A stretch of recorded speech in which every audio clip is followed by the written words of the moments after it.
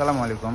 আমাদের যে ফার্মের এরিয়াটা আছে ওই এরিয়াটার যে পাশে যে নেটগুলো দেওয়া ছিল সেই নেটগুলো গরু অনেক ঘুরে ঘুরে সেগুলো ভেঙে ফেলছে। তো আমরা কিছু বড়ই গাছ থেকে বড়ই ডাল কাটলাম এবং বাঁশ কাটলাম। বাঁশগুলো নিয়ে যে আমাদের যেগুলো এরিয়ার যে নেট আছে নেটগুলোর পাশে আমরা বাঁশ পুঁতলাম এবং আমরা যে ডালগুলো কাটছি বড়ই গাছের এবং আমাদের বাগানেও কিছু বড়ই গাছের ডাল কাটলাম আমরা, সেগুলো আমরা নেটের উপরে দিচ্ছি।